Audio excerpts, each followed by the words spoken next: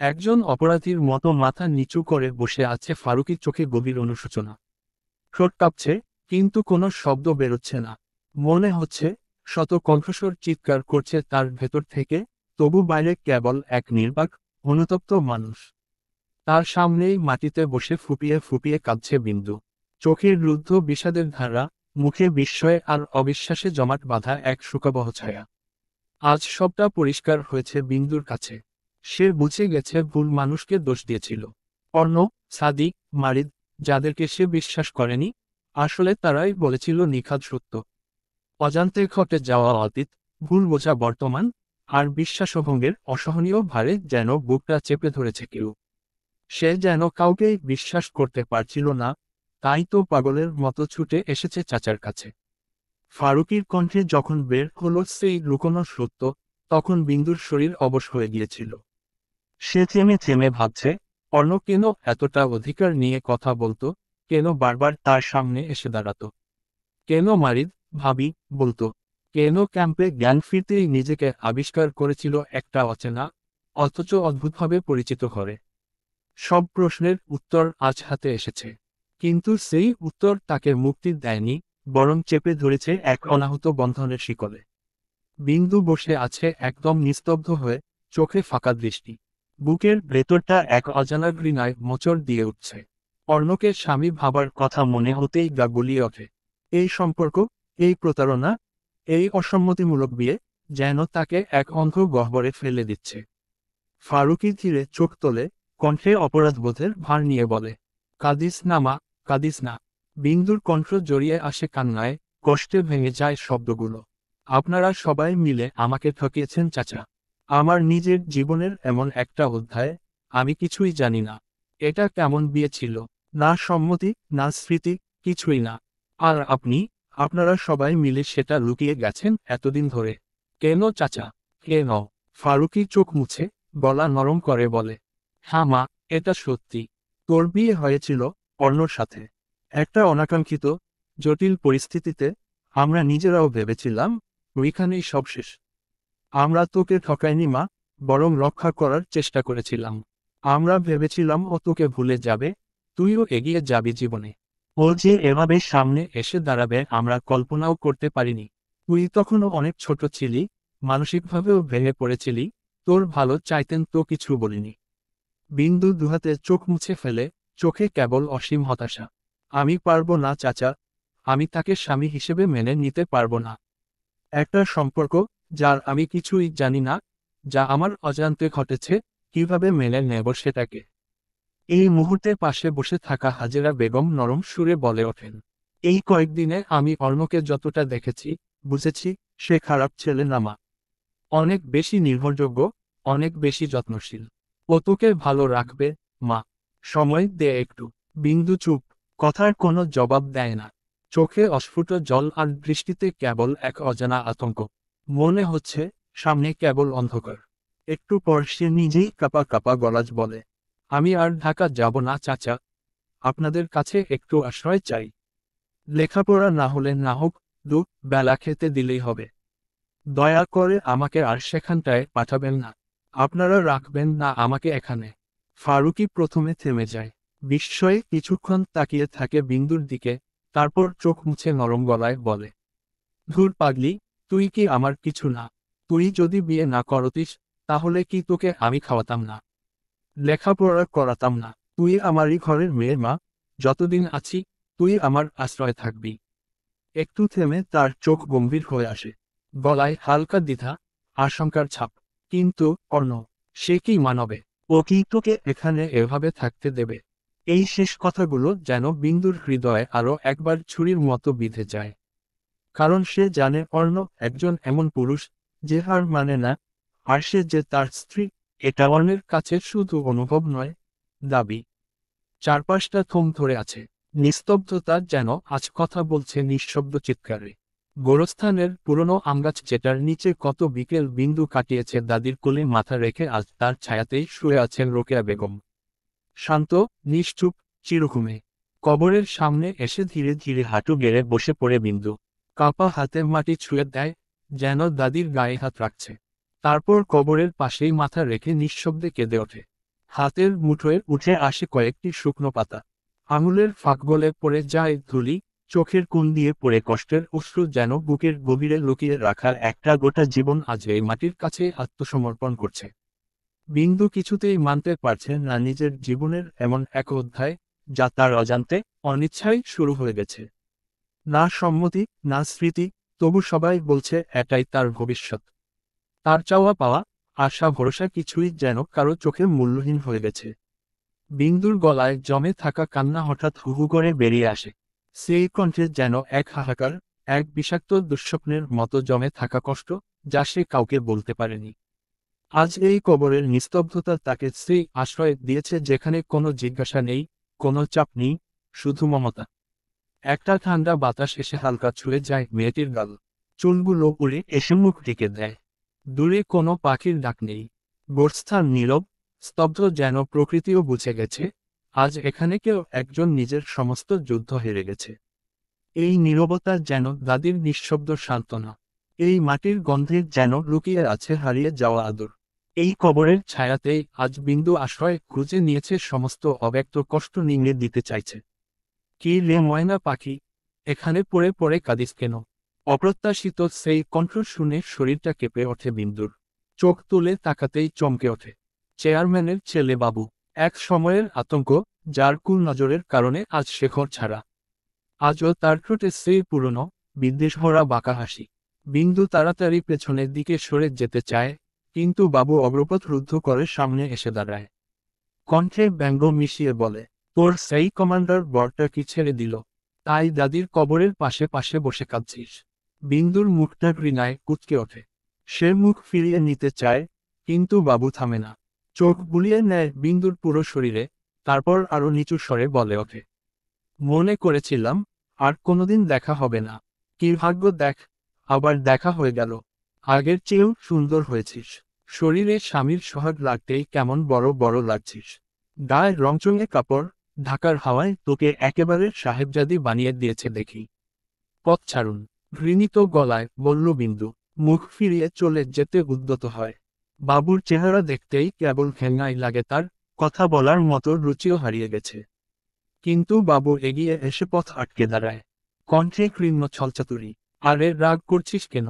সেদিনের জন্য একটুখানি ভুল হয়েছিল রে। তোর মতন শরীর থাকলে চোখ তো লাগেই। এখন বুঝি সেদিন তোকে এক রাতে।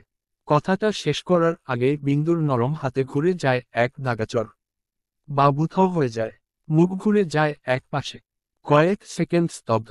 এই দৃশ্য যেন তার কল্পনার বাইরে ছিল। বিন্দুর চোখে তখন আর জল নেই, আগুন। সারা শরীরে শিহরণ, তবু ঠান্ডা গলায়, দৃঢ় কণ্ঠে বলে ওঠে, একটা মেয়ে যখন চুপ করে থাকে, সেটা তার সম্মতির চিহ্ন না। সেটা তার ঘৃণার দেয়াল, যেটা আপনি পার হয়ে গেছেন। আরেকবার আমার দিকে এমনভাবে তাকানোর সাহস করবেন না। আমি মরে গেলেও আপনার মতো মানুষকে এক সেকেন্ড সহ্য করব না। এইবার যদি আপনার হাত চোখ মুখ আমার দিকে উঠে আসে, আমি চুপ থাকব না, ছেড়ে কথা বলবো না। বাবু কিছু বলার আগেই বিন্দু হনহনিয়ে চলে যায় বাড়ির দিকে। পেছনে দাঁড়িয়ে থাকে বাবু, থ হয়ে। তার চোখে তখন ক্রোধ, হিংস্র প্রতিহিংসার ছায়া। বিন্দুর পথ পানে চেয়ে গালে হাত রেখে কিরমির করে বলে ওঠে বাবু, বড্ড সাহসী হয়ে গেছিস মেয়ে। সৈনিক স্বামীর পাওয়ার দেখাচ্ছিস, তাই না? তুই আমার গায়ে হাত তুলেছিস, এই অহংকার গড়িয়ে না দিলে। আমিও বাবু না। বিছানার পাশে বসে আছে বিন্দু। চোখে জল নেই, তবু মুখে গভীর বিষণ্ণতা। একটা ভারী নিঃশব্দতা যেন ঘিরে রেখেছে তাকে। যেন হাওয়াটাও বোবা হয়ে কেবল তার কাঁধে হাত রেখে সান্ত্বনা দিতে চাইছে। হঠাৎ এমন মুহূর্তেই খটাস করে দরজার কপাট ধাক্কা খেয়ে ছিটকে খুলে যায়। চমকে উঠে দাঁড়ায় বিন্দু। কিছু বোঝার আগেই ঝড়ের মতো একজোড়া পা এগিয়ে আসে। একটি শক্ত হাত বিদ্যুতের গতিতে চেপে বসে তার গলা ধরে। অপ্রত্যাশিত আঘাতে হকচকিয়ে যায় সে। থমকে দাঁড়িয়ে পড়ে নিঃশ্বাস আটকে চোখের সামনে দাঁড়িয়ে অর্ণ। অর্ণর চেহারা যেন এক রাজতাণ্ডব। চোখ দুটো তীব্র রক্তাভ, চোয়াল শক্ত, নিঃশ্বাসে যেন বারুদের গন্ধ। এলোমেলো চুল, ভাঁজ পড়া শার্ট, নড়ে ওঠা নাসারন্ধ্র স্বভাব সুলভ মুখখানা বিধ্বস্ত অথচ হিংস্র ছায়া তার পুরো অস্তিত্ব জুড়ে। অর্ণর এই রূপ দেখে বিন্দু কাঁপে। অর্ণ দৃঢ় হাতে বিন্দুর গলা চেপে ধরে ঠোঁট ফেটে ওঠে হিসহিস শব্দে। How dare you! তোর এত বড় সাহস হলো কি করে আমাকে নিয়ে খেলতে? ভাবলি কি করে তুই পালিয়ে যাবি, আর আমি চুপ করে থাকব? তুই ভুলে গেছিস আমি কে? অর্ণর শ্বাস যেন দাবানলের মতো ঝাঁপিয়ে পড়ছে বিন্দুর মুখে। তার হাতের বাঁধনে গলার শ্বাস আটকে আসে মেয়েটির। নিঃশ্বাস হোঁচট খায়, বুক ধুকধুক করে ওঠে আতঙ্কে। শরীর থরথর করে কাঁপতে থাকে। বিন্দুর ঠোঁট কাঁপে, সে যেন শব্দ করতে চায়, কিন্তু পারে না। ভীত সন্ত্রস্ত বিন্দু বোবা পাথরের মতো ঠায় দাঁড়িয়ে, শুধু জলপ্রপাতের ন্যায় টুপ টুপ করে গড়িয়ে পড়ছে অশ্রু। অর্ণর কণ্ঠ যেন বরফ আর আগুন একসাথে, ঠান্ডা অথচ দহনকারী। অর্ণ তীক্ষ্ণ গলায় হুঙ্কার ছেড়ে বলল, তোকে আমার অবাধ্য হতে মানা করেছি, ভুলে গেছিস? কথা বল, বারণ করেছি। কথা বলিস না কেন? মুখে তালা ঝুলিয়ে রেখেছিস? পাখনা গজিয়েছে বুঝি? মরার শখ জেগেছে তোর? বিন্দুর মুখ লালচে রঙের রঙিন হয়ে উঠল। দম আটকে যাচ্ছে তার। সে ছটফট করতে করতে অস্পষ্ট স্বরে ফিসফিস করে বলে উঠল, লাগছে, ছাড়ুন। কিন্তু অর্ণ থামল না। তার হাতের বাঁধন আরো শক্ত হলো। মেয়েটির মাথা থেকে কাঁধ অবধি তাকে টেনে নিল নিজের গায়ের কাছে। অর্ণর চোখের দৃষ্টিতে যেন অগ্নিশলাকা, সেই দৃষ্টিতে সারা দেহে কাঁপুন ধরেছে বিন্দুর। অর্ণ তীক্ষ্ণ গলায় গর্জে উঠল, লাগুক। তোর মতো অবাধ্য নারীর দরকার নেই আমার। বিন্দু চোখ উল্টে ফেলতেই অর্ণর হাত শীতল হয়ে গেল। মেঝেতে বসে পড়ে জোরে জোরে নিঃশ্বাস নিচ্ছে বিন্দু। অস্পষ্ট স্বরে ডুকরে কেঁদে ফেলল সে। অর্ণ নিজের চুল মুঠো করে ধরে ঘন ঘন শ্বাস টেনে। আর পর মুহূর্তে ঘরের পাশের ড্রেসিং টেবিলটা ভেঙে ফেলে এক ঝটকায়। আতঙ্কে বসা অবস্থায় বিন্দু পিছিয়ে গেল। বিন্দু হাঁপাতে থাকে, চোখে ভয় আর জল। অর্ণ ধীরে ধীরে সামনে এগিয়ে এসে বিন্দুর সামনে হাঁটু গেড়ে বসে তীক্ষ্ণ স্বরে বলে, আমি এখনো মরিনি। আমি এখনো বেঁচে আছি, নিঃশ্বাস নিচ্ছি। একটা কথা ভালো করে মনে গেঁথে নে, চড়ুই। আমি ছাড়া তুই দম নিতে পারবি না। অন্য কারোর দৃষ্টি তোক ছুতে পারবে না, সাহস করবে না। আমি হব তোর নিঃশ্বাস, যা তুই চাইলে ফেলে দিতে পারবি না, আর না চাইলেও বাঁচতে হলে নিতে বাধ্য হবি। আমি তোর অন্তরাত্মা হয়ে রইব, চাইলেও ছাড়াতে পারবি না। নিশুতির রাতের নিস্তব্ধতা ছিন্ন করে হঠাৎ এক বজ্রপাত। আকাশ যেন ফেটে পড়ল শব্দে, আর সঙ্গে সঙ্গে ঝমঝমিয়ে নামে বৃষ্টি। জানালার কাচ বেয়ে জল গড়িয়ে পড়ছে ধীরে ধীরে, ঠিক তেমন করেই নেমে এসেছে এক নিঃশব্দ তাণ্ডব অর্ণর চোখে। তবে এবার সেখানে হিংস্রতা নেই, আছে তীক্ষ্ণ নিঃশেষ এক দাহ। অর্ণ ধীরে ধীরে এগিয়ে আসে। কোনো শব্দ নেই তার পায়ে, কেবল বুকের ভেতর একটা ঝড় বইছে। অর্ণ বিন্দুকে শক্ত করে জড়িয়ে ধরে, বিন্দুর মাথাটা টেনে নিজের বুকের সঙ্গে চেপে রাখে। মুহূর্তটা যেন চুপচাপ পাগল হয়ে উঠেছে। তার কণ্ঠ এবার আর গর্জে ওঠে না ফিসফিসে, কিন্তু প্রতিটি শব্দে এক অব্যক্ত আগুন। তুই যেখানেই থাকিস, তোর নিঃশ্বাসে আমি বাঁচব। তোর দুচোখে আমি জ্বলব। তোর ঘুমে আমি ছায়ার মতো ঘুরব। তুই পালাতে পারবি না, চড়ুই, কারণ আমি থেকে যাব তোর ভেতর, তোর চারপাশে, তোর অস্তিত্বে। বৃষ্টির শব্দে ঢাকা পড়ে যায় বিন্দুর নিঃশ্বাসের কাঁপুনি, কিন্তু অর্ণর বুকের ভেতর শোনা যায় সেই অদৃশ্য প্রতিধ্বনি। অর্ণর স্পন্দন স্পষ্ট অনুভব করছে বিন্দু। বিন্দু চিকিয়ে দূরে সরে যায়, কাঁপা কাঁপা গলায় বলে, একটা মানুষকে সম্পদ মনে করে, জোর করে নিয়ন্ত্রণ করলে তাকে দায়িত্ব বলে না, ওটা হয় বন্দিত্ব। আমি বন্দী হতে চাই না। আমি আপনার অধীন হয়ে থাকতে পাই না। প্লিজ, আমাকে মুক্তি দিন। এই দম্ভ থেকে, এই দাবির নাম করে চাপিয়ে দেওয়ার সম্পর্ক থেকে আমি মুক্তি চাই। আমি শুধু একটু নিঃশ্বাস নিতে চাই নিজের মতো করে। অর্ণর চোখের দৃষ্টি স্থির, শান্ত, কিন্তু সেই শান্ততার ভেতর যেন এক অদ্ভুত স্বর লুকিয়ে আছে। রাগ নাকি যন্ত্রণা বোঝা যায় না। বিন্দুর কণ্ঠ থরথর করে কাঁপছে, তবু প্রতিটি শব্দ স্পষ্ট, দৃঢ়। কি বললি আবার বল। অর্ণ একদম চুপচাপ তাকিয়ে থাকে বিন্দুর চোখে। চোখজোড়া শান্ত, কিন্তু সেই শান্ততায় জমে থাকা উত্তরের কোনো শব্দ নেই। তবু যেন ওই নীরবতায় বলে দিচ্ছে এই যুদ্ধ শেষ হয়নি, এখনো বাকি অনেক কিছু। বিন্দু তাকালো না, অর্ণর চোখে মাথা নিচু করে বলল, মুক্তি চাই আমি। আমাকে তালাক দাও। আহ! নিঃশব্দ রাতে যেন এক তীব্র বজ্রপাত। বাকিটুকু বলার আগেই অর্ণর শক্ত হাতের চড় পড়ল বিন্দুর কোমল গালদয়ে। এক অপ্রস্তুত মুহূর্ত, থমকে গেল সময়। মেয়েটির নাজুক শরীরটা কেঁপে উঠল।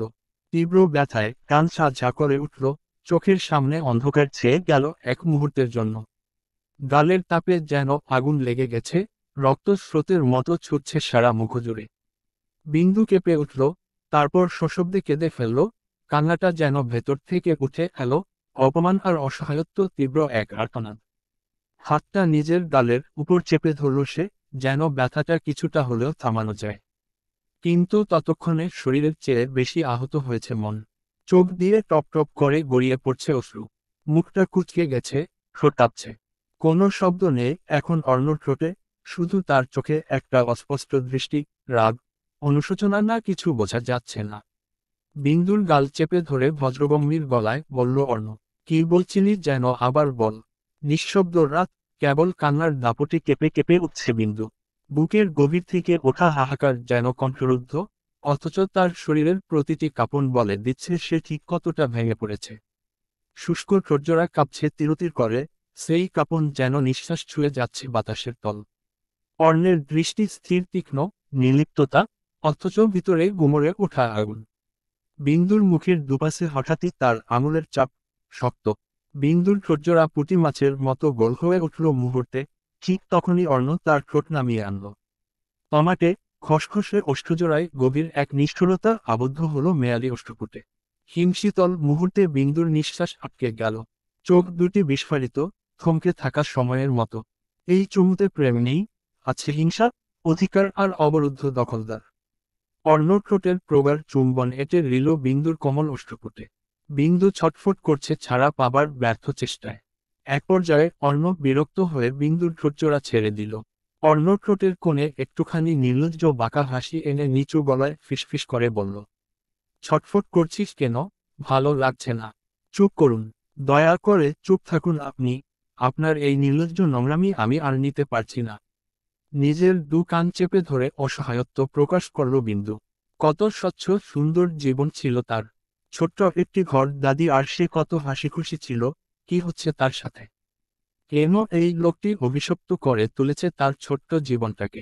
হু হু করে কেঁদে ফেলল মেয়েটি, যার সামনে শিরদাঁড়া শটান করে পকেট হাত গুলিয়ে দাঁড়িয়ে সুঠামদেহী গম্ভীর সুশ্রী চেহারার পুরুষটি। শক্ত চোয়ালে স্থির হয়ে দাঁড়িয়ে আছে, তার শীতল শান্ত চাহনিতে অগ্নিস্ফুলিঙ্গ স্পষ্ট। নির্লিপ্ততার দাঁড়িয়ে তীক্ষ্ণ দৃষ্টিতে দেখল বিন্দু কান্না। তার অভিব্যক্তিতে এমন যে অপ্রয়োজনীয় শব্দের জন্য বিন্দুমাত্র স্থান নেই তার কাছে। মেয়েটির করুণ কান্নার সুর কানে পৌঁছালেও সে গুরুত্বহীন অপ্রাসঙ্গিক। মেয়েটির মরা কান্নায় মুহূর্তেই তীক্ষ্ণ চোয়ালটা ব্লেডের ন্যায় ধারালো হয়ে উঠল। ক্রোধে ঠাসা বজ্রধ্বনি গলায় দাঁতের দাঁত পিষে গম্ভীর স্বরে বলল, মুখ সামলে, চড়ুই, হাজব্যান্ড হই আমি তোর। এই সম্পর্কে কোনো ব্যাড ট্যাগ লাগাবি না। ভালো লাগুক বা না লাগুক, তুই আমার। এই সত্যিটা গলা দিয়ে নামাতে শিখে নে। বলতে বলতেই দৃঢ় ধারালো পদচারণায় দু কদম এগিয়ে গেল মেয়েটির কাছে। অমনি ছিটকে দূরে সরে যায় বিন্দু। কাঁপা কাঁপা গলায় বলল, ছুবেন না আপনি আমায়। মেয়েটির কণ্ঠে ঘৃণা, চোখে ঘৃণা, তবু তাতে অন্যর ভ্রুক্ষেপ কোথায়।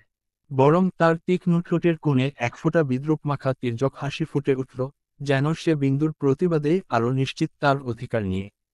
তার চোখে তাচ্ছিল্যের শীতল ঝলক, ঠোঁটে অবিচল দৃঢ়তা। এক পা এগিয়ে গিয়ে ঝুঁকে বলল, কেন? আমি ছোঁয়া বারণ নাকি?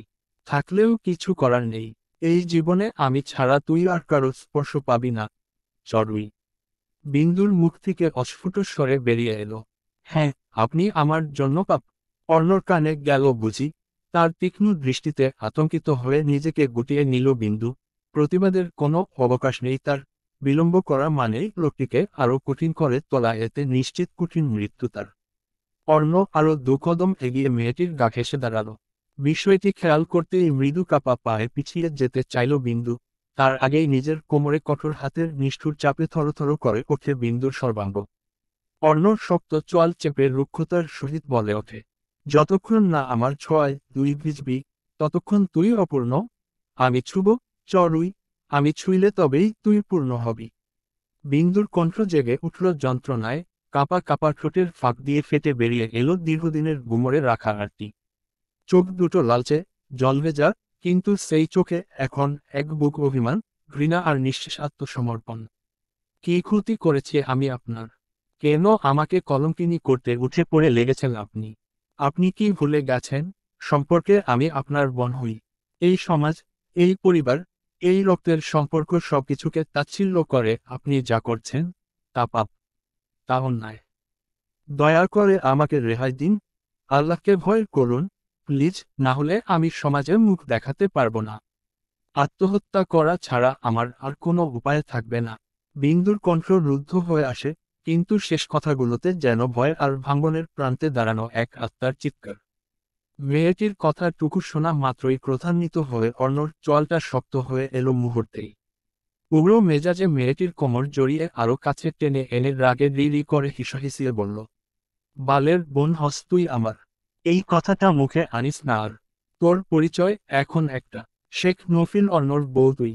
এই সমাজ, এই হুজুগে ভরা লোকেদের কথা আমি বাল ও দেই না। আর যাকে ভয় করতে বলছিস সে তোর অভিভাবক, তোর সৃষ্টিকর্তা, তার স্পষ্ট সম্মতি আছে এই সম্পর্কে। আমার চোখ ফাঁকি দিয়ে পালিয়ে এসে তুই যে কাজটা করেছিস তা চরম বোকামি। তোর কল্পনাতেও আসবে না আমি চাইলে তোর জন্য কতটা ভয়ঙ্কর শাস্তি বেছে নিতে পারি। তবুও সুযোগ দিচ্ছি, ভালোয় ভালোয় বাড়ি চল, নইলে এই অর্ণ তোর পৃথিবী তছনছ করে দেবে। চড়ুই, ছাড়ুন, ছাড়ুন বলছি। এই বিয়ে আমি মানি না। আমি কোথাও যাব না, কোথাও না। এটাই আমার বাড়ি, আমার আশ্রয়। আমি এখানেই থাকব। বিন্দু নিজেকে ছাড়াতে ছাড়াতে কম্পিত গলায় বলল, চোখে জল, কণ্ঠে রুদ্ধস্বর, অথচ শব্দগুলো ছিল দৃঢ়, যেন নিজের অস্তিত্ব রক্ষার শেষ হাঁটি। মেয়েটিকে বেঁকে বসতে দেখে মুহূর্তেই তীক্ষ্ণ চোয়ালটা শক্ত হয়ে গেল অর্ণর, দাঁতের দাঁত পিষল সে, শান্ত মস্তিষ্কে চাপা পড়ে থাকা ক্রোধটা ভলভলিয়ে বেড়ে উঠেছে যেন। তীব্র ক্রোধে চোখ দুটোতে অগ্নিস্ফুলিঙ্গ সৃষ্টি হল। বাজ পাখির ন্যায় ছমে চেপে ধরল মেয়েটির চোয়াল। হাড়হিম গলায় উঠে বলল, তোর বালের মানা না মানার ধার ধারি না আমি। তোর মতো বেয়াদবের ইচ্ছা অনিচ্ছার দাম আমার কাছে শূন্য। কথার অবাধ্য হবি তো এখানেই গেড়ে রেখে দেব। ঘরজুড়ে নিস্তব্ধতা, যেন চারপাশের বাতাসও থমকে গেছে। কারো গলা দিয়ে শব্দ বেরোচ্ছে না। অর্ণ স্থির দাঁড়িয়ে, চোখ ঠিকরে পড়ছে আগুনের মতো হিম। মুখে কোনো তর্জন নেই, হুমকি নেই, তবুও তার দৃষ্টির সামনে কেউ চোখ তুলে তাকাতে সাহস করে না। বিন্দুর মুখ কাঁপছে, চোখে অভিমানের জলোচ্ছ্বাস। অথচ সামনে দাঁড়ানো পুরুষটি তাতে এক বিন্দু নড়ে না। বিন্দু নিজেকে গুটিয়ে নিতে নিতে বিড়বিড় করে বলল, এই বিয়ে মানি না আমি, মানি না এই বিয়ে। ধীরে ধীরে অর্ণ এগিয়ে আসে, হেঁটে যায় বিন্দুর দিকে শব্দহীন, কিন্তু পদক্ষেপ গম্ভীর, ভারী। বিন্দু মাথা নিচু করে আছে, নড়ে না। তার নিঃশব্দ কান্না গাল ভিজিয়ে দেয়, তবুও সে প্রতিবাদ করে না। হঠাৎই অর্ণ দাঁড়িয়ে পড়ে বিন্দুর সামনে। এরপর কোনো পূর্বঘোষণা ছাড়াই, অসহ্য রকম নির্লিপ্ততা ভঙ্গিতে, এক হাতে কোমরের নিচে ও অন্য হাতে পিঠে টেনে কাঁধে তুলে নেয় মেয়েটিকে। ঠিক যেন হালকা কোনো জিনিস তুলে নিচ্ছে একটা জোর করে দখলে নেয়া অধিকার। চমকে উঠল বিন্দু, তার মুখ থেকে ফিসফিসে এক গোমানি বেরোয়, হাত পা ঝুলে পড়ে নিষ্প্রাণের মতো। কিন্তু অর্ণর চেহারায় কোনো রেখা বদলায় না, না দয়া, না অনুশোচনা, না রাগ। কেবল এক নির্মোহ কঠোরতা। অর্ণর শৈল কাঁধে বাদুরের ন্যায় ঝুলে থাকা বিন্দু ছটফট করে। অর্ণ দৃঢ় পদক্ষেপে সোজা ঘরের দরজার দিকে হেঁটে যায়। ফারুকী পরিবারে বিস্ময় জমাট, কিন্তু কেউ কিছু বলতে সাহস করে না। বাহুতে ঝুলতে থাকা মেয়েটার মতো নিঃশব্দ তার চলে যাওয়া, অথচ ঘরে যেন বাজ পড়ে থাকে। কালো মার্সিডিজ গাড়িটা দাঁড়িয়ে পড়ে একটি বিলাসবহুল ভবনের সামনে। অর্ণ একরকম জোর করেই বিন্দুর হাত মুঠোয় চেপে ধরে টেনে হিঁচড়ে নিয়ে ভেতরে ঢুকে পড়ল। লিফট ধরে সোজা উঠে গেল তিনতলায় একটা বর্ষর পরিপাটি কক্ষে। সেখানে আগে থেকেই অপেক্ষায় ছিল মালিদ, সাদি আর আরও দুজন অপরিচিত পুরুষ। বিন্দুকে নিয়ে সামনের সোফায় গিয়ে বসল অর্ণ। স্পষ্ট আতঙ্কের ছাপ ফুটে উঠেছে বিন্দুর মুখে। এক টুকরো বাঁচার আশায় দিশেহারা চোখে তাকালো সে সাদির দিকে। কপালে পেঁচানো ব্যান্ডেজ, মুখ ভার করে বসে আছে সে। মারিদের মুখেও সেই একই চাপা হতাশা ও ক্লান্তির ছায়া। একজন মধ্যবয়সী ভদ্রলোক, কাজী সাহেব, কাগজপত্র গুছিয়ে নিয়ে জিজ্ঞেস করলেন, কাবিননামায় কত টাকা বাঁধবেন স্যার? অর্ণ একটুও সময় নষ্ট না করে গম্ভীর গলায় বলে উঠল, 1 টাকাও বাঁধতে হবে না। আমি ওকে ছাড়ব নাকি? আমার যা আছে সবই তোর। আপনি বিয়ে পড়ানো শুরু করুন। অর্ণর কথায় একটু হেসে উঠলেন কাজী সাহেব। এটা তো নিয়ম, বাবা। মোহরানা নির্ধারণ করেই স্ত্রীর সংস্পর্শে যাওয়া লাগবে। এই নিয়ম অর্ণের অজানা নয়। তবুও এক মুহূর্তের জন্য চোখ রাখল বিন্দুর দিকেই। তার কাঁপতে থাকা হাত এখনো শক্ত করে ধরা আছে অর্ণর মুঠোয়। মেয়েটার মুখশ্রী যেন কাচের মতো ঠান্ডা, নিঃস্পন্দ। অর্ণ দৃষ্টি ফিরিয়ে গম্ভীর গলায় বলল, 50 লাখ টাকা লিখুন, নগদ দেব, সঙ্গে আমার অর্ধেক প্রপার্টি।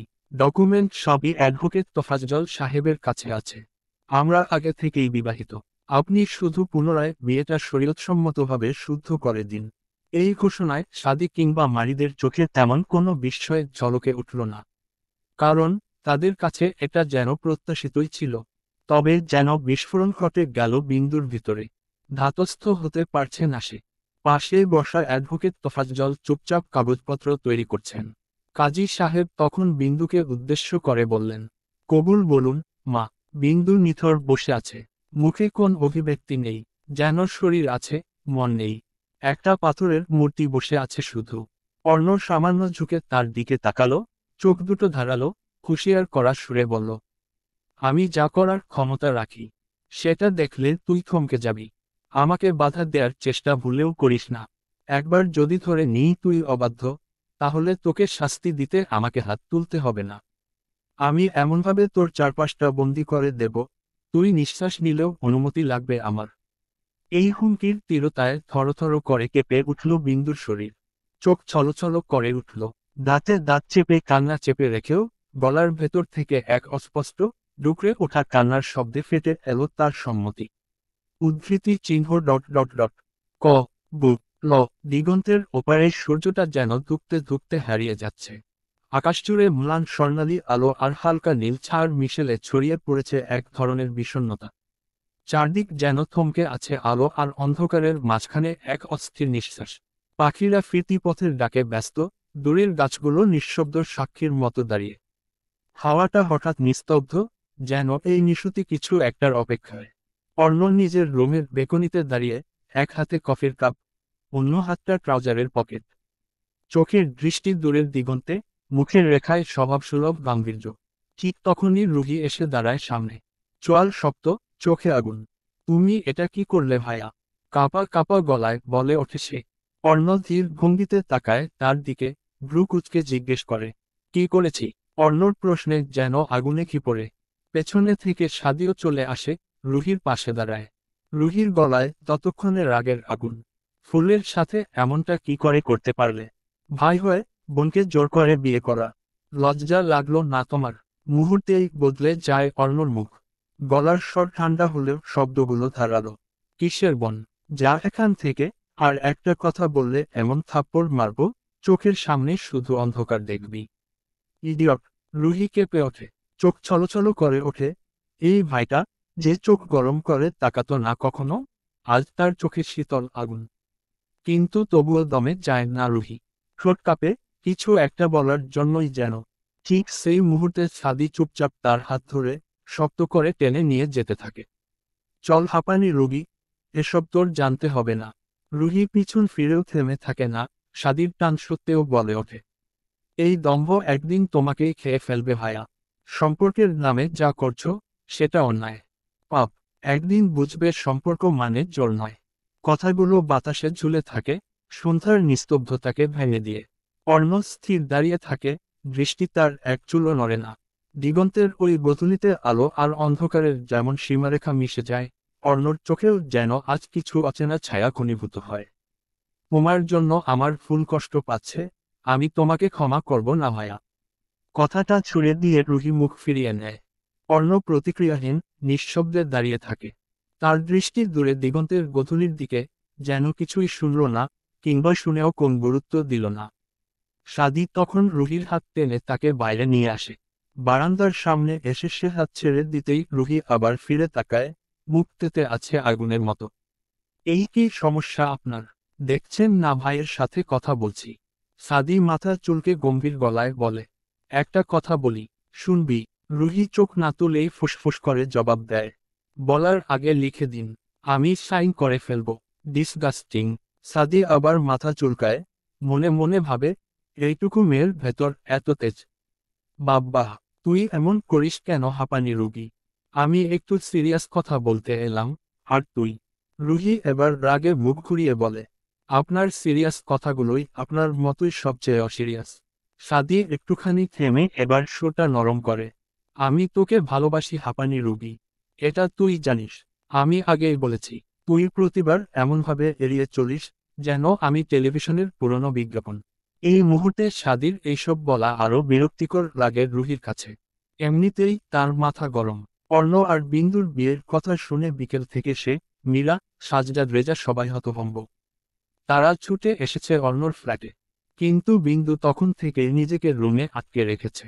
মীরা ডেকেছে, সাজজাদ রেজাও কথা বলতে চেয়েছেন, কেউই তাকে দরজা খুলাতে পারেনি।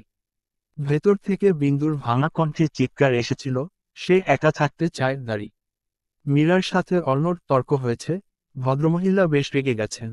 আর সাজজাদ রেজা, তিনি বেশি কিছু বলেননি, ছেলের খুশি যেন তার খুশি। এত কিছুর মধ্যে সাদির এই প্রেমবাক্য শুনে রুহি ত্যক্ত হয়ে বলে ওঠে, আপনি দেখছেন না আমি টেনশনে আছি। আমার ফুল কষ্ট পাচ্ছে, আর আপনি আপনার ঢং নিয়ে আছেন। আপনার বন্ধু এমন একটা কাণ্ড ঘটালো আর আপনারা হাত গুটিয়ে বসেছিলেন। সাদি কপাল কুঁচকে এবার একটু ঝাঁঝালো সুরে বলে, আপনি দয়া করে উপরের দিকে তাকিয়ে কথা বলুন, ম্যাডাম। রুহি অবাক হয়ে তাকায়, এবারই প্রথম লক্ষ্য করে সাদির কপালে সাদা ব্যান্ডেজ। কপাল কুঁচকে জিজ্ঞেস করে, কি, আপনার কপালে কি হয়েছে? সাদি গম্ভীর মুখে বলে, তোর ভাই ছাড়া আর কে করবে? ভাইয়া, সে এমনটা কেন করতে যাবে? কি করেছিলেন আপনি? সাদি একটু হালকা বিরক্তি নিয়ে বলে, অপরাধ একটাই, তার বউ পালাতে সুযোগ করে দিয়েছি। আমরা কি জানতাম তোর ফুল আমাদের এমন বাস দিয়ে পালাবে? আমরা তো ভাবলাম অর্ণ না থাকাকালে বিন্দুকে বুঝিয়ে বলবো, কিন্তু সে তোর সুযোগ পেতেই টপকে গেল। রুহি বিস্ময়ে বলে, ওর পালিয়ে যাবার সাথে আপনার কপাল ফাটার সম্পর্ক কি? সাদি দমে না, ঝট করে বলে, বাসায় এসে বউকে না পেয়ে উন্মাদ হয়ে গিয়েছিল তোর ভাই। তারপর আর কি? অবলা পুরুষদের উপরেই পড়ে সব। বিনা দোষে মায়ের খাইছি। রুহির চোখে এক মুহূর্তের জন্য চিনচিনে ব্যথা ভেসে ওঠে।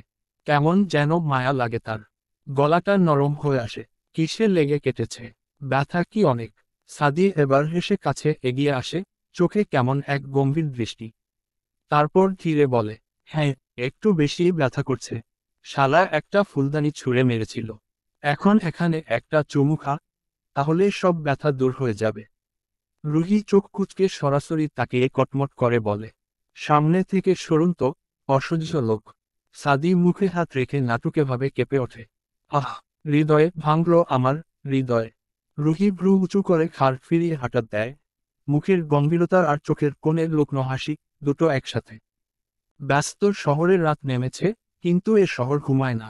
উঁচু উঁচু বিল্ডিংগুলোর জানালায় এখনো আলো জ্বলে, কোথাও কেউ অফিসের শেষ কাজটা সেরে নিচ্ছে, কেউ ফোনে তর্ক করছে প্রিয়জনের সাথে, কেউ নিঃশব্দে জানালার কাছে হেলান দিয়ে তাকিয়ে আছে অন্ধকার আকাশের দিকে।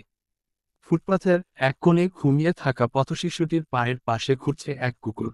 সামনের মোড়ে ল্যাম্পপোস্টের নিচে দাঁড়িয়ে থাকা পুলিশের চোখে জমে আছে জেগে থাকার ক্লান্তি। এই শহরের রাত যেন প্রতিটি প্রাণের ভিন্ন এক গল্প। কেউ খুঁজে পায় প্রশান্তি, কেউ শূন্যতা, আর কেউ খুঁজে পায় শুধু একটা কেটে যাওয়ার সময়। সেই বিকাল থেকে বিন্দুর ঘরের দরজা বন্ধ। মীরা সাজজাদ রেজা হতাশ হয়ে চলে গেছে সন্ধ্যার দিকে, না রুহি চাইতেও টেনে নিয়ে গেছে সাদি। তার একটাই কথা, ওদের মধ্যে তোকে ঢুকতে হবে না, ওদেরটা ওরা বুঝে নিবে, তুই চল। রুহি তবুও যেতে নারাজ হলে সাদি নরম গলায় বলে, কেন শুধু শুধু জেদ করছিস, হাঁপানি রুগী? বিন্দুর জন্য তোর কষ্ট হচ্ছে, খারাপ লাগছে বুঝতে পারছি, বাট অর্ণ তো তোর ফুলের হাজবেন্ড, তাই না? আমার ফুল কষ্ট পাচ্ছে সাদ ভাই, ভেতরে বসে বসে কাঁদছে। আমি সেটা কি করে সহ্য করব? সাদি রুহির মাথায় হাত বুলিয়ে বলল, আস্তে আস্তে সব ঠিক হয়ে যাবে, ওদের একা ছেড়ে বাসায় চল। অনেক বুঝিয়ে শুনিয়ে রুহিকে সঙ্গে নিয়েই ফিরেছে সাদি। ইতিমধ্যে সবটা শুনে রুহি শক্ত। অর্ণ চাবি ঘুরিয়ে বন্ধ দরজা খুললে ভেতরে ঢুকল। ঘর নিঃসার, নীরব। তার কপাল কুঁচকে এলো, গম্ভীর পদচারণায় বেলকনির দিকে এগিয়ে গেল অর্ণ। আর সেখানেই দেখা মিলল বিন্দুর। বিন্দু দাঁড়িয়ে গ্রিলের পাশ ঘেঁষে, নিঃশব্দে। লম্বা রেশমি চুলগুলো এলোমেলো, শরীরটা কেঁপে কেঁপে উঠছে হালকাভাবে। স্পষ্টই বোঝা যাচ্ছে, কান্নায় তার বুক ভেঙে গেছে। অর্ণ বিরক্ত চোখে তাকালো, নিশ্চয়ই সারাটা দিন এখানে দাঁড়িয়েই কেঁদেছে ইডিয়ট মেয়েটা, মনে মনে গোজাগোজ করতে করতেই ঠান্ডা কণ্ঠে জিজ্ঞেস করল সে, বাকি রাতটুকুও কি এখানেই কাটানোর প্ল্যান করেছিস? কোনো সাড়া নেই। না তো হঠাৎ অর্ণর উপস্থিতিতে চমকালো, বন্ধ দরজা খুলে ভেতরে প্রবেশ করা অর্ণর জন্য কিছুই না। বিন্দু দাঁড়িয়ে আছে একইভাবে। অর্ণব ঠোঁট কামড়ে একটা বাঁকা হাসি হেসে এগিয়ে গেল। বিন্দুর কাঁধের ঠিক পাশে মুখ নিয়ে ঝুঁকে স্নো ভয়েজে বলল, কমা, নিয়ম অনুযায়ী আজ যে আমাদের বাসর রাত, ভুলে গেছিস? বাসর? চমকে উঠল বিন্দু। ঝড়ের মতো ঘুরে দাঁড়িয়ে একের পর এক তিন ঘুষি মারতে লাগলো অর্ণর বুক বরাবর। তার কণ্ঠ ফেটে গেছে, চোখ দুটো লাল, কণ্ঠ জর্জরিত কান্না। আমাকেই কেন বিয়ে করতে হলো আপনার? কেন আমার জীবনে কলঙ্কের বোঝা চাপিয়ে দিলেন? সমাজের লোকজন এখন আমাকে নিয়ে কটূক্তি করবে, আঙুল তুলবে। কেন আমাকে বেছে নিলেন? কেন আমাকেই হাসির পাত্র বানালেন? বিন্দুর বুকের ভেতর জমে থাকা সব কষ্ট আর অসহায়ত্ব একবারে ভেঙে পড়ল। অর্ণর ঠায় স্থির দাঁড়িয়ে, শান্ত চোখ বিন্দুর কান্নারত মুখে। সে না বিন্দুকে স্পর্শ করল, না থামালো, না প্রতিরোধ করল। বিন্দু শব্দ করে কেঁদে উঠল। অর্ণর বুকে কিল ঘুষি দিতে দিতে কণ্ঠে অসহায় ভেঙ্গুর গলায় বলল, আপনি একজন নির্মম মানুষ, নিষ্ঠুর, আত্মকেন্দ্রিক, স্বার্থপর পুরুষ। কি ভেবেছিলেন আপনি এভাবে জোর করে একটা জীবন বেঁধে ফেলবেন? এই বিয়ের সমাজ মেনে নেবে না, সংস্কৃতি কখনো স্বীকৃতি দেবে না। আপনি যা করেছেন সেটা অপরাধ, অন্যায়। আমি আপনাকে কখনো ক্ষমা করব না, কোনোদিন না। অর্ণর চোখে আলো জ্বলল, চোয়াল শক্ত হয়ে ওঠে। সে বজ্রগম্ভীর রাশভারী গলায় বলল, একটা কথা ক্লিয়ারলি শুনে রাখো, চড়ুই। এই সমাজ, আমি এই সমাজের ধার ধারি না, দালালি করি না, মুখে তুলেও খাই না। আমি কাকে বিয়ে করব, কাকে নয়, তার নির্দেশ সমাজ থেকে নিব না। আমার সিদ্ধান্ত আমি নিজে নেই। কারো বাপের ক্ষমতা নেই আমার স্ত্রীর গায়ে কাদা ছুঁড়ে দেয়। তুই আমার স্ত্রী, তোর গায়ে আঙুল তোলা মানে আমার বুকের রক্তে হাত ডুবিয়ে দেয়া। যে সাহস করে তোকে কলঙ্ক বলবে, ব্যঙ্গ করবে, তার মুখ আমি থেতলে দেব। সমাজ হোক, প্রতিবেশী হোক, আপনজন হোক, কারো বাবারও জোর নেই তোকে অপমান করার। কারণ তুই আমার সম্মান, আমার পরিচয়। আর আমি, শেখ নফিল অর্ণ, নিজে ছাড়া কারো কথায় চলি না। কাকে ভালোবাসবো, কাকে বিয়ে করব, এটা ঠিক করার অধিকার কেবল আমার। বিন্দু হাতে মুখ টেকে নিঃশব্দে কাঁদতে লাগল।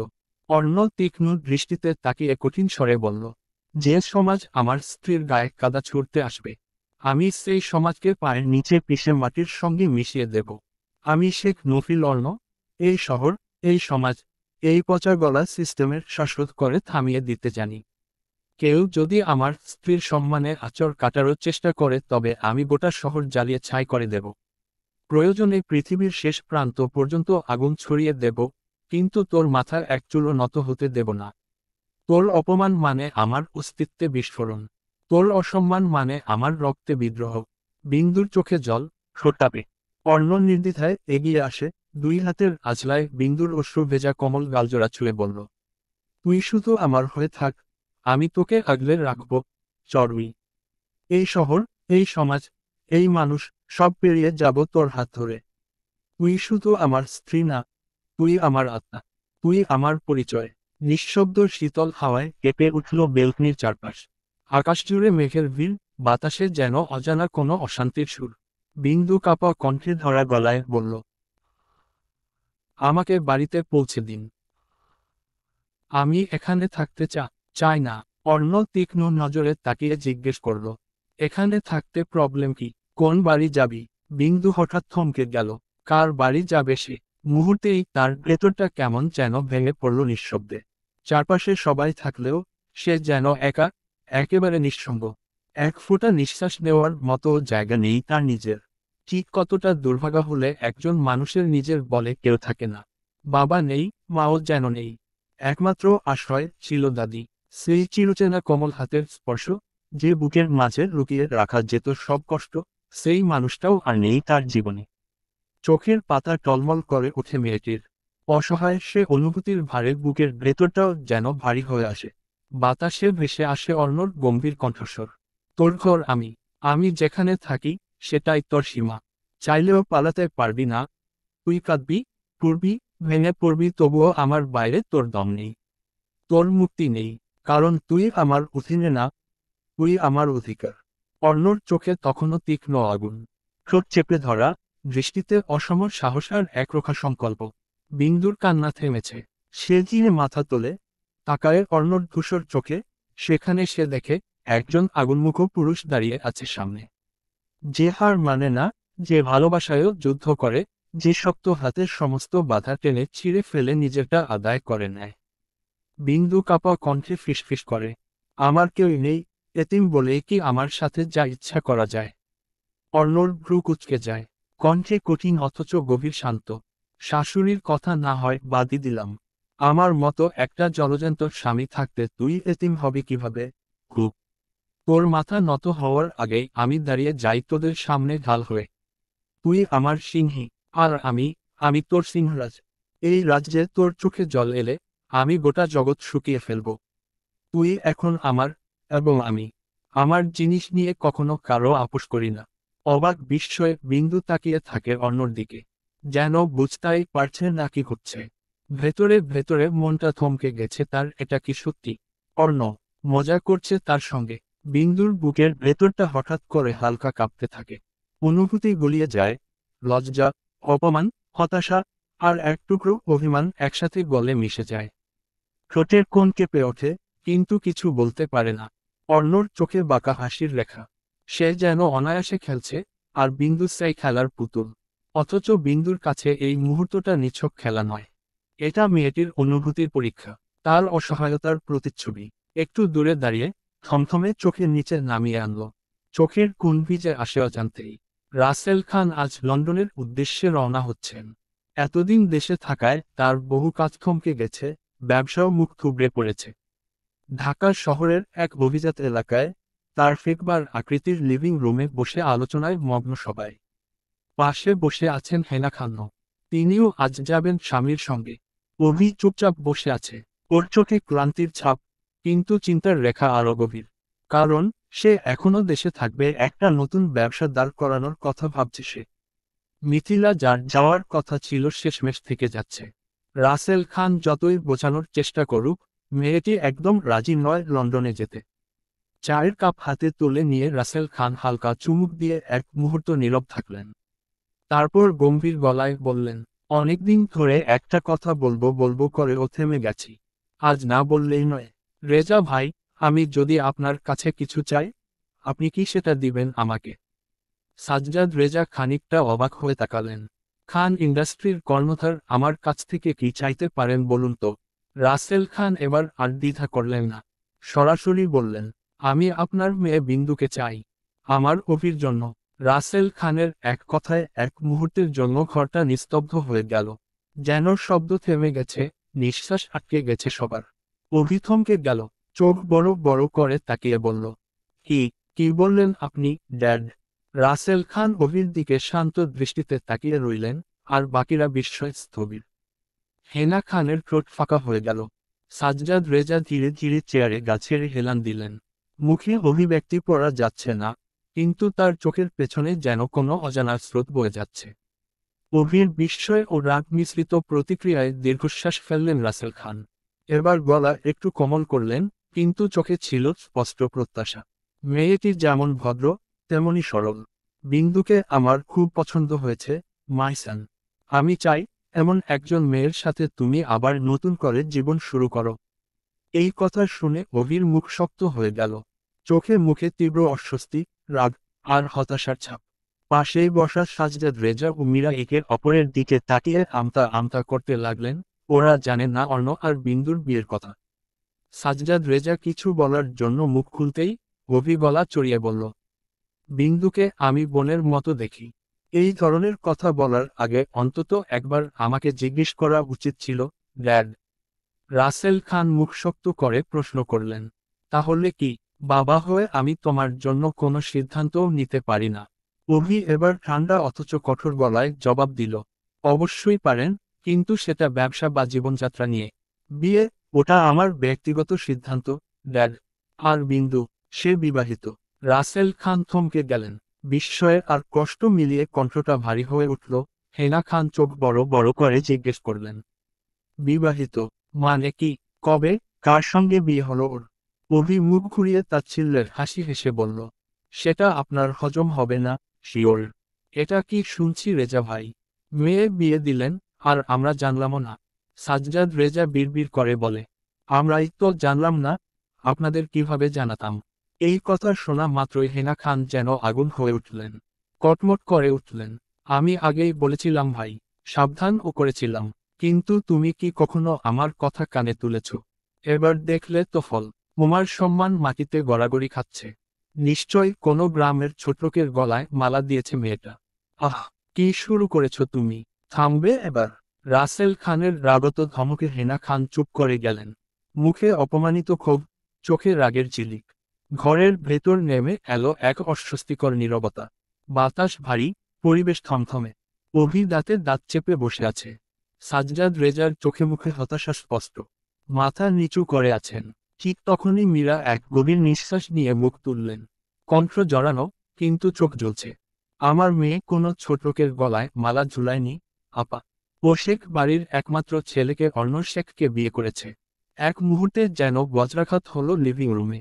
সবাই থমকে গিয়ে মীরার দিকে তাকালো। হেনা খানের চোখ বিস্ফারিত। এই কথায় রুম জুড়ে যেন ঝড় বয়ে গেল। রাসেল খান হতভম্ব হয়ে বললেন, ভাবি, আপনি ঠিক কি বললেন?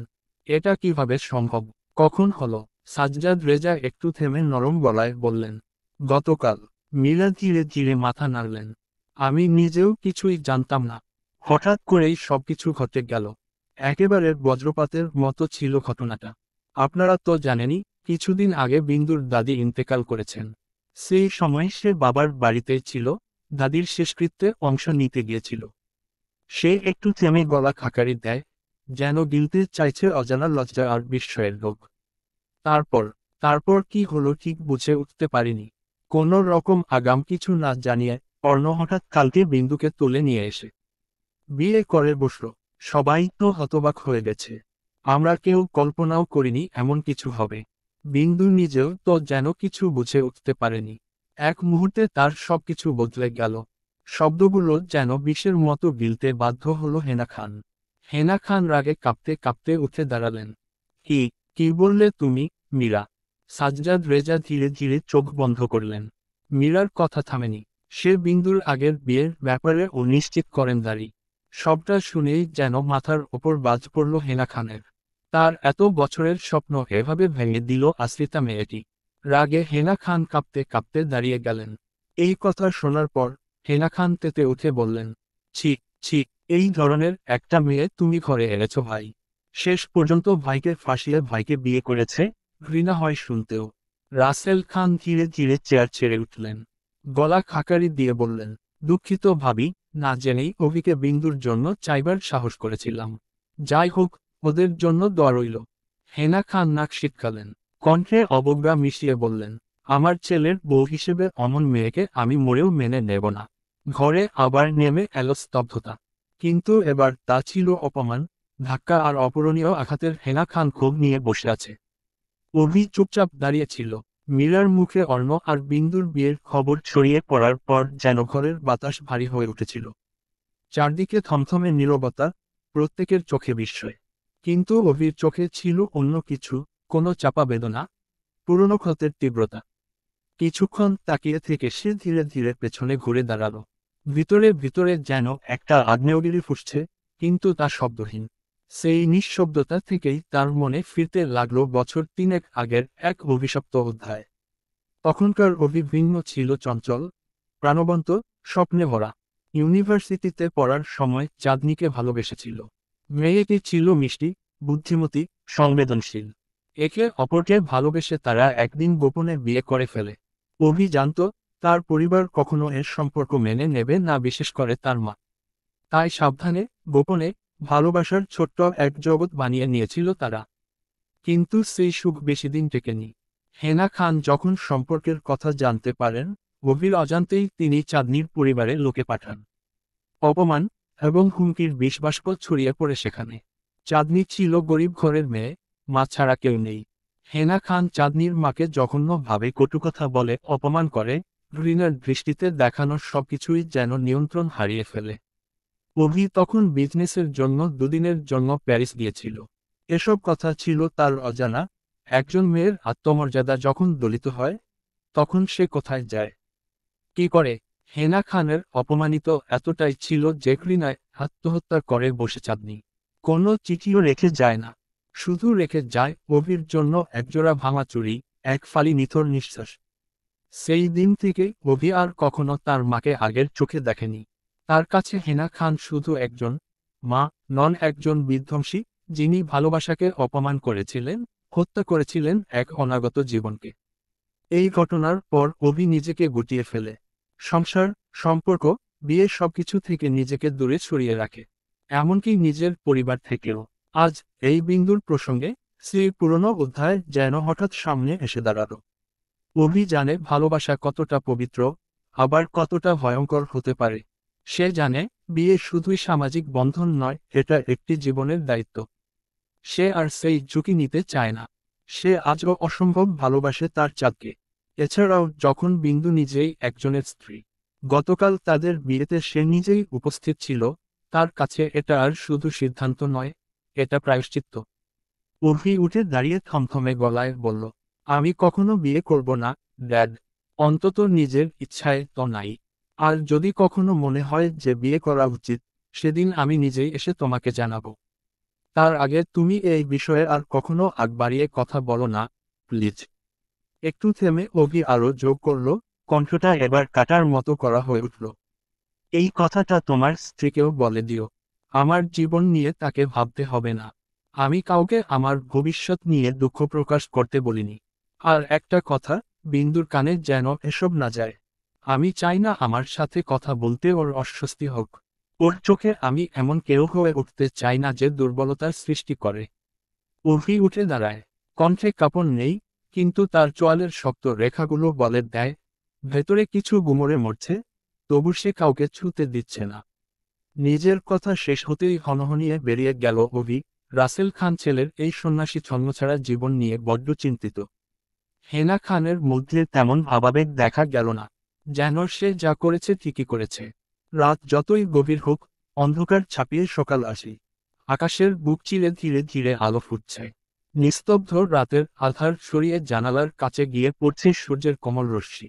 ঘুমচোখে কেউ যেন ফিসফিস করে বলে, চলো আবার শুরু করি। সাভারের নীরব এক পাড়া। একপাশে দাঁড়িয়ে আছে চারতলা একটি কংক্রিটের বিল্ডিং। বাসার গেটের ওপর ঝুলছে সাদামাটা একটা নামফলক, আলম ভিলা। এই বাড়িতেই একান্নবর্তী পরিবার নিয়ে থাকেন মাহবুব আলম ও তার ছোট ভাই নুরুল আলম। দুই ভাই একসাথে, সন্তান সন্ততি, মা বাবা সব মিলিয়ে যেন একটা ছোটখাটো রাজ্য। প্রতিদিনের কোলাহল, রান্নাঘরের ধোয়া, হোমওয়ার্ক, অফিস যাত্রা, ছোটদের খেলাধুলা সব মিলিয়ে এক জীবন্ত দৃশ্য। গেটের সামনে মাঝারি আকৃতির একটা ব্যাগ হাতে দাঁড়িয়ে আছে বৃষ্টি।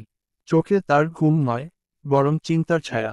বড় বোন ঝর্ণা গর্ভবতী, জামাই যাচ্ছে বিদেশে, তার একা থাকা মুশকিল বলে বৃষ্টি কিছুদিনের জন্য বোনের বাসায় যাচ্ছে। বাড়িতে গাড়ি একটা, কিন্তু সেটা সাধারণত ব্যবহার করেন তার বাবা এবং মাহবুব সাহেব, কিংবা বাড়ির অন্যান্য কাজে ব্যস্ত থাকে। তাই আজ তাকে অপেক্ষা করতে হচ্ছে বাইরে দাঁড়িয়ে। হঠাৎ করেই বাড়ির ভেতর থেকে গম্ভীর গর্জনের মতো শব্দ তুলে বেরিয়ে এলো একটা বাইক। ড্রাইভারের হাতে চেনা ঘড়ির মতো চেনা ছোঁয়া। একসময় যাকে বৃষ্টি চিনত চোখ বন্ধ করেই, আজ তার চোখেই কেমন অচেনা লাগে ছেলেটা। গেটের সামনে বৃষ্টিকে দাঁড়িয়ে থাকতে দেখে মেহেদি বাইক নিয়ে সরাসরি বৃষ্টির পাশে এসে দাঁড়ালো। কপাল কুঁচকে জিজ্ঞেস করলো, সকাল সকাল কোথায় যাচ্ছিস তুই? ধ্যানমগ্ন বৃষ্টি হঠাৎ করেই চমকায়। ছোট করে মৃদু গলায় বলে, আপার বাসায়। মেহেদি ফের বলে, হঠাৎ কেন? আপুর শরীর ঠিক আছে তো? বৃষ্টি কিছু বলল না, তার দৃষ্টি রাস্তায় ছুটে চলা গাড়ির দিকে। মেহেদি ওকে খাটে না, কেবল নরম গলায় বলে, বাইকে ওঠ। এই গাড়িটির সিটে বৃষ্টি কতবার বসেছে, তার হিসেব নেই। যেখানে বৃষ্টি কখনো লজ্জায় ভুগিনি, কখনো অস্বস্তিতে ছুটেনি। স্কুল দিনগুলোতে প্রতিদিন, প্রতিটি মুহূর্ত যেন সেই বাইকের পেছনে লেখা ছিল তাদের ছোট ছোট গল্প। বাইকটি মেহেদি ট্রেনে ওঠার পরপরই কিনেছিল, আর তখন থেকেই তারা দুইজন একসাথে এই বাইকে চড়ে যাতায়াত করে। শৈশবের সরল হাসি, খুনসুটির চমক, চোখ লুকিয়ে একে অপরকে তাকানোর সবই তখন ছিল যতটা স্বাভাবিক, ততটাই হৃদয় ছুঁয়ে যাওয়া। বৃষ্টির চুলের খোঁপায় কলম বোঝানো, মেহেদির ঠাট্টা তামাশা সবই ছিল এক অপরিহার্য রং। কিন্তু আজ আজ সেই বাইকের সিটে বসতেই যেন বৃষ্টি হঠাৎ এক অদ্ভুত অস্বস্তি বোধ করছে। একদিন যেখানে ছিল নির্ভর বন্ধুত্ব, সেখানে এখন গেঁথে গেছে অপ্রস্তুত একটি সম্পর্কের খলস। যে খোলসের ভেতর আর নেই কোনো হাসি, নেই কোনো খুনসুটি। আজ আর কেউ কারো পিছনে ছুটে বেড়ায় না। আজ দুজনেই যেন এক অদৃশ্য দেয়ালের দুই পাশে। একই বাড়িতে থাকে, একই টেবিলে খায়, তবুও তাদের মধ্যে যেন হাজার মাইল দূরত্ব। মুখে কথা আসে না কারো। চেষ্টা করলেও ওর গলার শব্দ গলাধকরণের মধ্যে আটকে যায়। বৃষ্টির চোখের সামনে বসে থাকা মেহেদী, একসময় যার সঙ্গে সে কতখানি খেলত, হাসত, আজ সেই সম্পর্ক যেন গড়িয়ে পড়েছে এক অজানা দূরত্বের গর্তে। তারা দুজনেই জানে, এই বিয়ে, যেটা তাদের কেউ চায়নি, সে বিয়ে তৈরি করেছে এক অস্পষ্ট প্রাচীর, যেখানে অনুভূতি আটকে গেছে, কথা জমে গেছে অচিন্তিত বোধ আর অনিশ্চয়তার মধ্যে। এই একটা অনাকাঙ্ক্ষিত সম্পর্কেই বদলে এসেছে একটা নিঃশব্দ থামাটায়, যেন দুইজনের মাঝে কথা বলা বন্ধ করে দিয়েছে।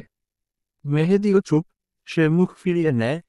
তার চাহনি যেখানে ছিল প্রাণবন্ত, সেখানে আজ পড়ে আছে কেবল ঠান্ডা অপ্রস্তুতি। তাদের মাঝের সেই ছোট ছোট মুহূর্তগুলো, যা ছিল পুরনো ভালোবাসার নিদর্শন, আজ যেন শুষ্ক হয়ে গেছে। একটা দূরত্ব, যা শুরুর দিকে অনেক ছোট ছিল, সময় গড়ানোর সাথে সাথে বড় হয়ে বেড়েছে প্রতিদিন একটু একটু করে। এই অপ্রস্তুত ভাব আর অস্বস্তি তাদের সম্পর্ককে অদৃশ্য বাঁধনে বেঁধে রেখেছে। যেমন দুজন মানুষের মাঝখানে ধীরে ধীরে গড়ে ওঠা একটি দেয়াল, যেখানে কোনো শব্দ পৌঁছায় না, কোনো হাসি ভেসে ওঠে না, শুধু থাকে নিঃশব্দ কষ্ট আর বিরক্তি। বৃষ্টি বুঝে গেছে এই বাইকের সিটে এখন আর আগের মতো বসা সহজ নয়। অতীতের মিষ্টি স্মৃতিগুলো যেন কাটার মতো করে বসে আছে বৃষ্টির বুকের মধ্যে। বৃষ্টি আমতা আমতা করে বলল, তাও তুই যা, আমি চলে যেতে পারবো। মেহেদীর কণ্ঠ শান্ত, কিন্তু স্পষ্ট বিরক্তি মিশে আছে তাতে। বাইকে উঠতে বলছি। ওর মেহেদীর স্বরটা শুষ্ক, অথচ আদেশপূর্ণ না। সে দয়া করে বলছে না, সে অনুরোধ করছে না, বরং আদেশ দিচ্ছে, যেমনটা দেয় সে প্রায়শই। বৃষ্টি উঠল না। হঠাৎ দূরে একটি রিকশা আসতে দেখে হাত ইশারায় থামালো। ব্যাগটা নিজের মতো টেনে নিয়ে একবারও পেছনে না ফিরে রিকশায় উঠে বসল সে। মুখে অনমনীয় দৃঢ়তা, চোখে বিস্মৃত বন্ধুত্বের ছায়া। মেহেদী চুপচাপ তাকিয়ে রইল রিকশাটার পেছনে। রিকশা যত দূরে যাচ্ছে, মেহেদীর চোখের ভাঁজে যেন ততটুকু বিরক্তি জমা হচ্ছে। কিন্তু সে কিছু বলল না। বলবে না, কারণ সম্পর্ক যদি একপাক্ষিক হয়ে যায়, তবে শব্দও থেমে যায়। এক মুহূর্ত পর সে নিজের বাইক ঘুরিয়ে চলে গেল, যেন কিছুই হয়নি, অথচ সব কিছুই বদলে গেছে। অর্ণর কালো মার্সিডিজ গাড়িখানা শেখ বাড়ির গেটে দাঁড়ানো। ড্রাইভিং সিটে বসে আছে অর্ণ। তার পাশে বিন্দু, কোমল মুখটা থমথমে, চোখে ক্লান্তি, ঠোঁটে বাকহীনতা। গাড়ির ভেতর জমে থাকা নিঃশব্দতা কাচের কুয়াশার চেয়েও ভারী। গাড়ি থামতেই বিন্দু আস্তে আস্তে দরজার হ্যান্ডলে হাত রাখে। ঠিক তখনই অর্ণ তার বিপরীত দিকের হাত বাড়িয়ে বিন্দুর কবজি চেপে ধরে, তাকে এক টানে নিজের দিকে টেনে নেয়।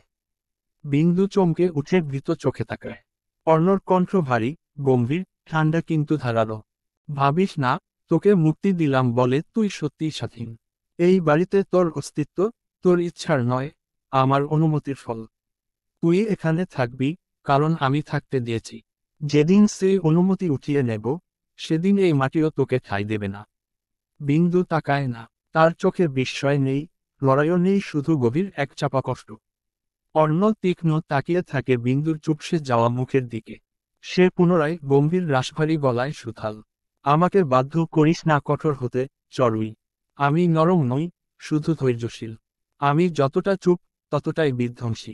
যদি সমাজ সংসারের আড়ালে পালাতে চাস, তবে যা করব, তা তোর সীমা ছাড়িয়ে যাবে। তুই তোর জগৎ হারাবি, তবুও আমি একটুও কাঁপব না। অর্ণর শীতল হুমকিতে কেঁপে উঠল বিন্দু। শুধু বুক ভরে নিঃশ্বাস নেয়, চোখ নামিয়ে দৃষ্টি রাখে কোলের কাছে। গাড়ির কাছে জমে থাকা কুয়াশার মতো তার মনের ভিতরেও জমে থাকে হাজারটা অপ্রকাশিত কথা। অর্ণ তার দৃষ্টির বাঁধন ছাড়ে না। গভীর, কঠোর এক দৃষ্টিতে চেয়ে থাকে মেয়েটির ভীত মুখশ্রীর দিকে। মুহূর্তটি যেন থেমে যায়। অর্ণর শেষ কথার পর গাড়ির ভেতর নেমে আসে মৃত্যুসম নীরবতা। বিন্দু কিছু বলে না, শুধু আস্তে করে দরজার ল্যাচ টেনে গাড়ি থেকে নেমে পড়ে। পায়ের নিচের ধুলোমাখা পিছালার রাস্তাটা যেন হঠাৎ ঠান্ডা হয়ে ওঠে। শেখ বাড়ির দিকে এক পা বাড়াতেই তার বুকের ভেতর গুমুট একটা কষ্ট জমে ওঠে। যত কদম সামনে যায় ততই যেন তার শ্বাস ভার হয়ে আসে।